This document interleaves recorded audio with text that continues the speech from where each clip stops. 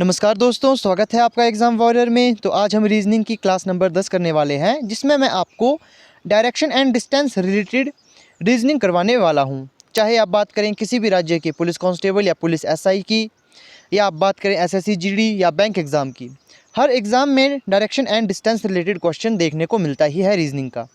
तो ये रीजनिंग का काफ़ी इंपॉर्टेंट टॉपिक बन जाता है, काफ़ी इंपॉर्टेंट विषय होता है ये। इसमें जिन्होंने प्रीवियस क्लासेस नहीं देखी, जिसमें मैंने सिटिंग अरेंजमेंट काफ़ी डिटेल में विस्तार पूर्वक उसके सभी प्रकार करवाए हैं, तो वे उसे ज़रूर देखें।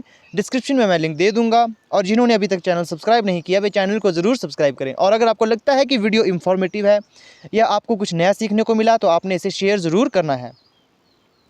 तो आज है डायरेक्शन एंड डिस्टेंस की पहली क्लास। तो इसमें आपको सबसे पहले डायरेक्शन का नॉलेज होना चाहिए।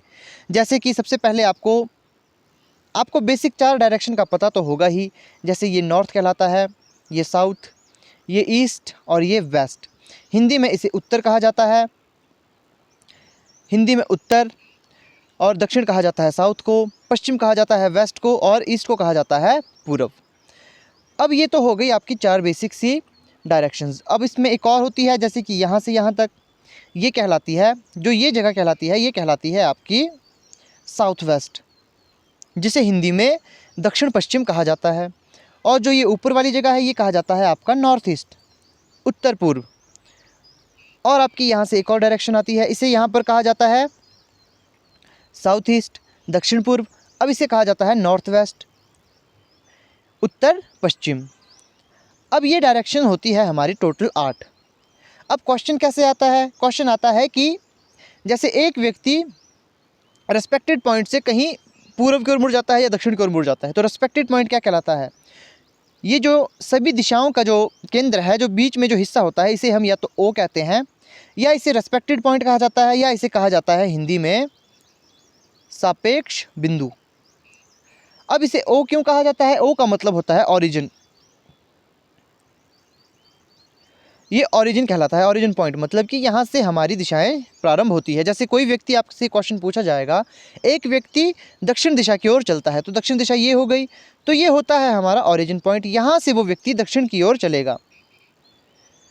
इस तरह से क्वेश्चन शुरू होता है।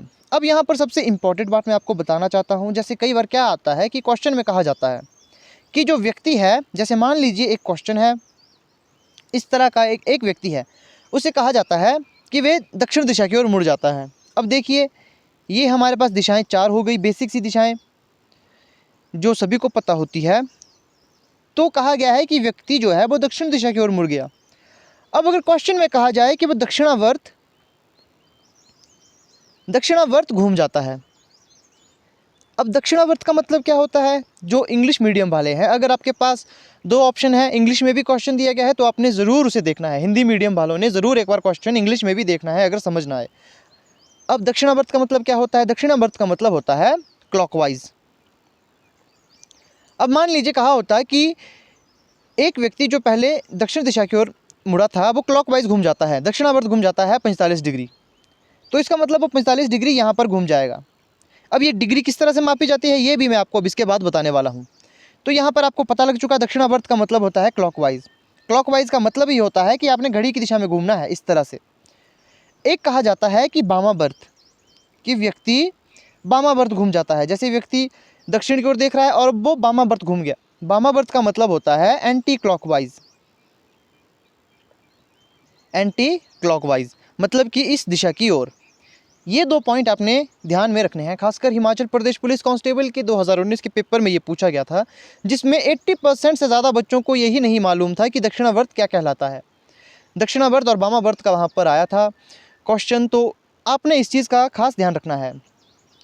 अब आपको मैं बता दूँ इनकी कुछ ज़रूरी बातें। जैसे अगर कोई व्यक्ति, मान लीजिए कोई व्यक्ति उत्तर दिशा की ओर देख रहा है, उत्तर दिशा की ओर देख रहा है, उसका लेफ़्ट यहाँ होगा और राइट यहाँ होगा। लेफ़्ट को आपको पता है, लेफ़्ट को बायां कहा जाता है और राइट को दायां कहा जाता है। अब अगर व्यक्ति दक्षिण दिशा की ओर देख रहा है, तो इसका अपोजिट हो जाता है, राइट यहाँ चला जाएगा और लेफ़्ट यहाँ आ जाएगा। अब कोई व्यक्ति अगर पश्चिम दिशा की ओर देख रहा है, तो उसका जो लेफ़्ट है वो यहाँ आएगा और राइट यहाँ। कोई ईस्ट की ओर देख रहा है, तो राइट यहाँ आएगा, लेफ़्ट यहाँ। मतलब अगर कोई व्यक्ति उत्तर दिशा की ओर देख रहा है, जो दिशा उसकी है, जैसे लेफ़्ट इस वक्त यहाँ है और राइट यहाँ है, उसका अपोजिट हो जाएगा दक्षिण दिशा में। और अगर कोई व्यक्ति पश्चिम दिशा की ओर देख रहा है, उसकी जो दिशाएं हैं, जैसे मान लीजिए अभी उसका जो लेफ़्ट है वो इस तरफ है, राइट उसका इस तरफ है, लेकिन जब वो पूर्व की ओर मुड़ जाएगा तो उसका ये अपोजिट हो जाएगा, लेफ़्ट आपका इस तरफ चला जाएगा और राइट आपका इस तरफ। तो ये आपको पता होगा। अब मैं आपको बताता हूँ कि एंगल के बारे में।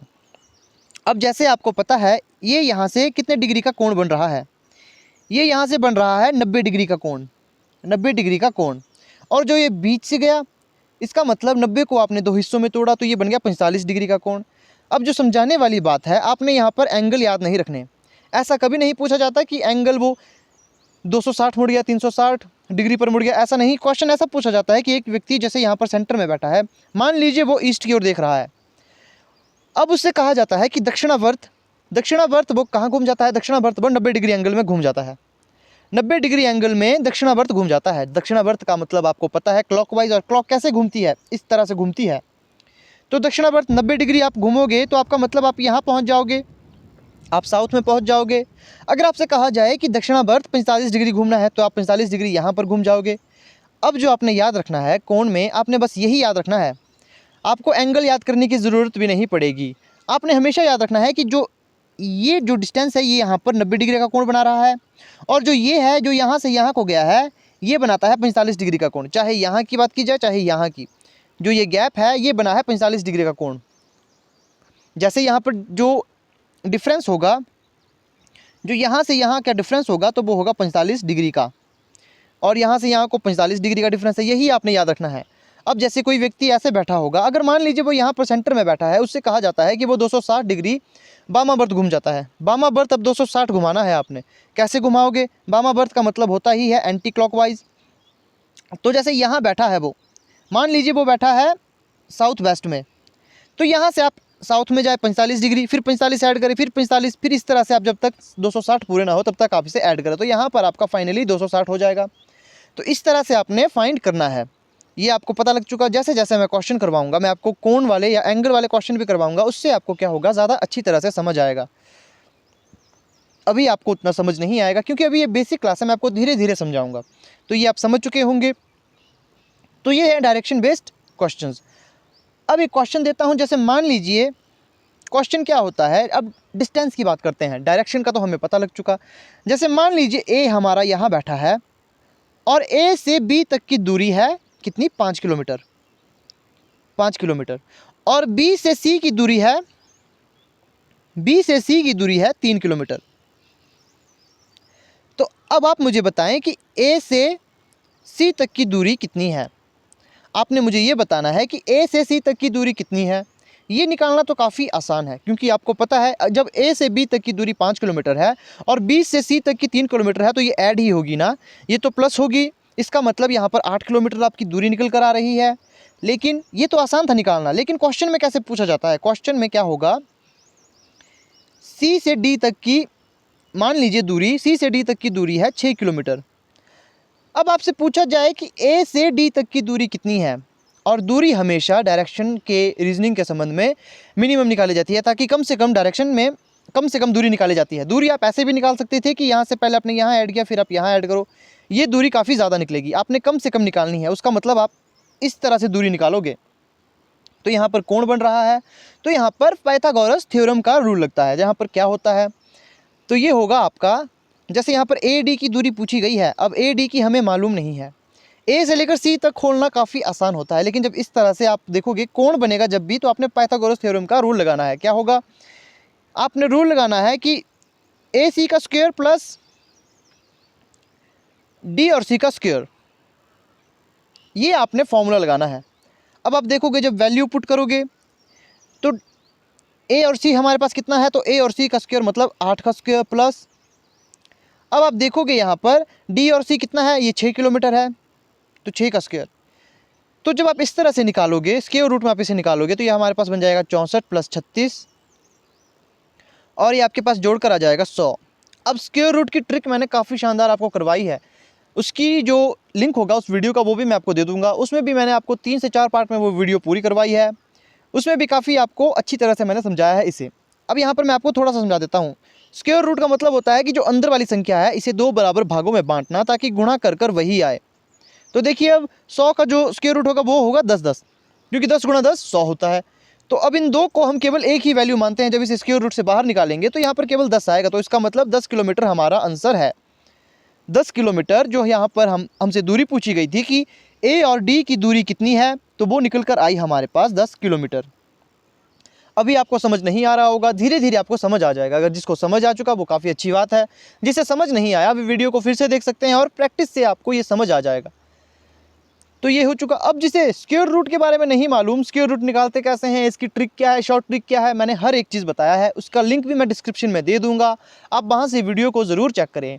मैं पूरी प्लेलिस्ट का लिंक दे दूँगा, आप वहाँ से शायद 15 वीडियो है तो उनमें से आप देख लें, उनमें से आप ढूंढ लें आप खुद की कौन सी वीडियो आपकी स्क्वायर रूट वाली है।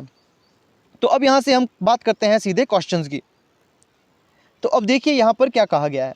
एक लड़का और एक लड़की एक दूसरे के आमने सामने हैं। यदि लड़का लड़की के उत्तर पश्चिम में बैठा है तो लड़की लड़के के किस दिशा में बैठी है। अब क्वेश्चन क्या पूछा गया है, सबसे पहले आपने डायरेक्शन बना लेनी है यहाँ पर। अब सबसे पहले किसे बैठाना है, कहा गया है कि लड़का और लड़की एक दूसरे के आमने सामने बैठे हैं। यदि लड़का लड़की के उत्तर पश्चिम में बैठा है, अब पहले लड़की बिठाएंगे। अब हमने यहाँ पर लड़की बैठा ली, लड़की कहाँ बैठी है, लड़की यहाँ पर है, ओरिजिन पॉइंट इसका यहाँ पर होएगा। तो लड़का कहाँ बैठा है, लड़का लड़की के उत्तर पश्चिम में बैठा है। उत्तर पश्चिम आपको पता है, उत्तर पश्चिम तो ये होगा।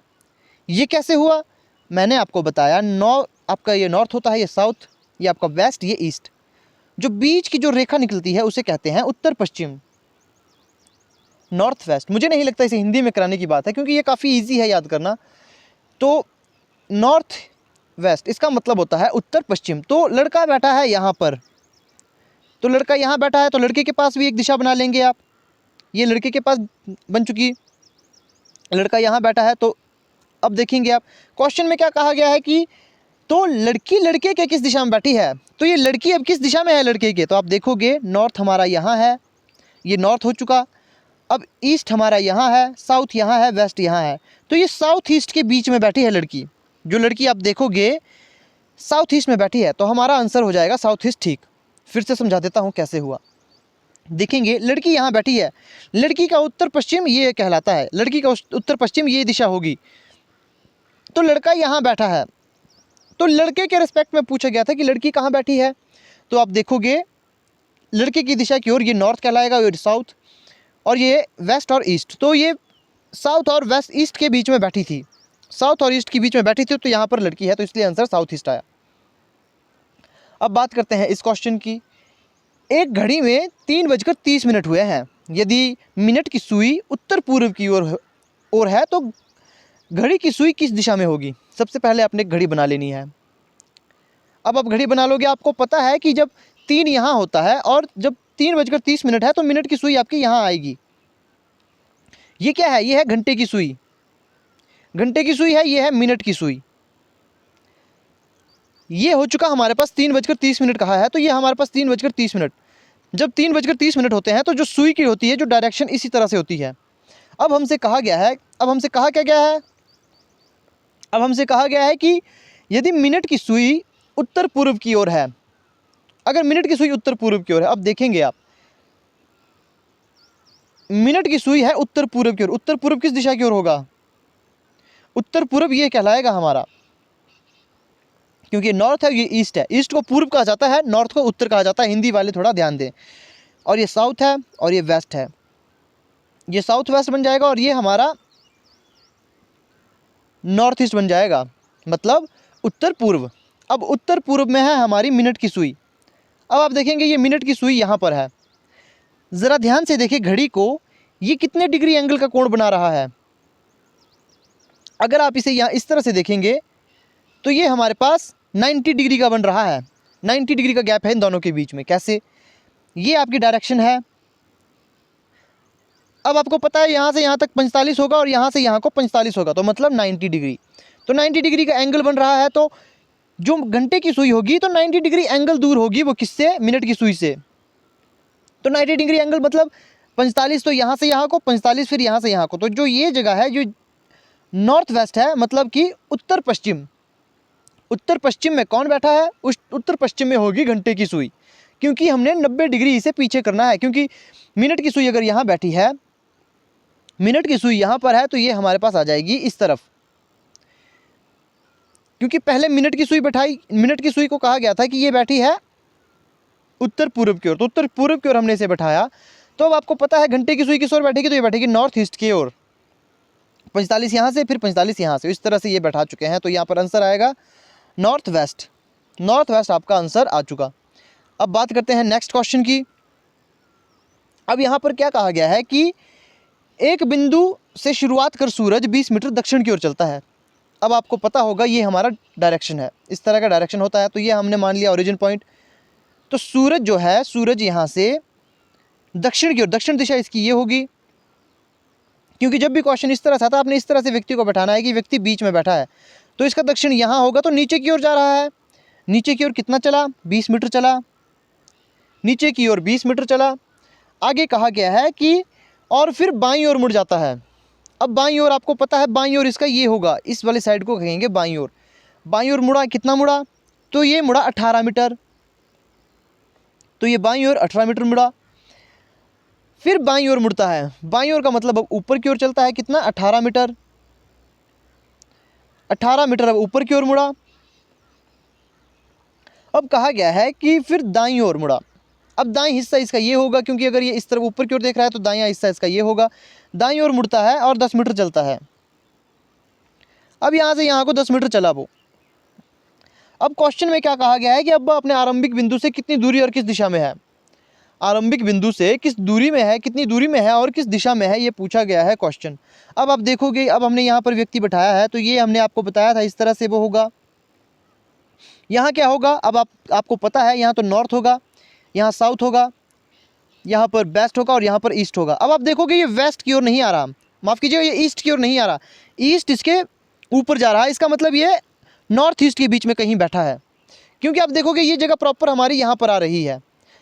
अगर यहाँ पर आती तो ये ईस्ट दिशा में बैठा होता, ये पूर्व दिशा में बैठा होता, लेकिन ये इससे नीचे है, तो इसका मतलब ये साउथ ईस्ट की ओर है, साउथ ईस्ट की ओर है। साउथ ईस्ट यहाँ पर देखोगे कि एक ही ऑप्शन में यहाँ पर साउथ ईस्ट दिया गया है। इसका मतलब हमें बिना इसकी दूरी निकाले हमें यहाँ पर आंसर मिल चुका, क्योंकि साउथ ईस्ट एक ही जगह दिया है, लेकिन हम फिर भी इसे करेंगे। अब इसे कैसे करेंगे?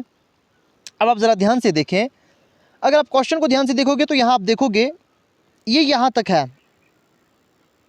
अब यहाँ से यहाँ तक हमने इस तरह का कोण बन रहा है यहाँ पर। क्वेश्चन को अगर मैं आपको यहाँ से ध्यान से दिखाऊंगा कि ये देखिए, ये व्यक्ति इस तरह से बैठा है, तो 18 मीटर यहाँ काटेगा, तो यहाँ पर इस तरह से आएगा। आप देखोगे ये कोण बन रहा है, जैसे मैंने आपको सबसे पहले बताया था, ये उसी तरह से होगा। अब आपने यहाँ पर सबसे पहले ऐड किसे करना है? आपको पता है ये कितना है, ये यहाँ से यहाँ तक तो 18 है, 18 है, तो आपने इसमें अब कितना और ऐड करेंगे? आप इसे अब और ऐड करेंगे 10 मीटर, क्योंकि ये 10 मीटर गया ना, ये जो 10 मीटर है ये इस और गया वो। तो यहाँ पर सबसे पहले 18 + 10 कितना आएगा? 28 आएगा। फिर से समझा देता हूँ। अब देखिए ये कैसे हुआ। व्यक्ति था पहले यहाँ पर बैठा था, सूरज यहाँ पे बैठा था, यहाँ से गया वो सबसे पहले दक्षिण दिशा की ओर, फिर वो यहाँ से अपने बाईं ओर मुड़ता है, फिर 18 मीटर चलता है, फिर बाईं ओर मुड़ता है, फिर 18 मीटर चलता है, फिर दाईं ओर मुड़कर यहाँ से 10 मीटर चलता है। अब आप देखेंगे यहाँ से यहाँ की डायरेक्शन जो डिस्टेंस है वो कितनी हुई, देखेंगे आप। यहाँ सबसे पहले वो 18 मीटर चला, तो 18 हमने यहाँ पर काउंट कर लिया। उसके बाद 10 मीटर और चला, तो 10 यहाँ पर काउंट करें तो यहाँ पर हो गया हमारे पास 28। अब हमने यहाँ से यहाँ तक की दूरी देखनी है, यहाँ से यहाँ तक की दूरी कितनी है? 18 तो यहाँ तक ही हो चुकी है, लेकिन ये 20 मीटर है। ये वाली जो लाइन है, ये जो दक्षिण दिशा की ओर गया था, वो यहाँ से देखेंगे आप 20 मीटर गया था, तो 18 मीटर वो ऊपर भी आया। तो 20 मीटर में अगर 18 माइनस करोगे तो कितना बचेगा? 2।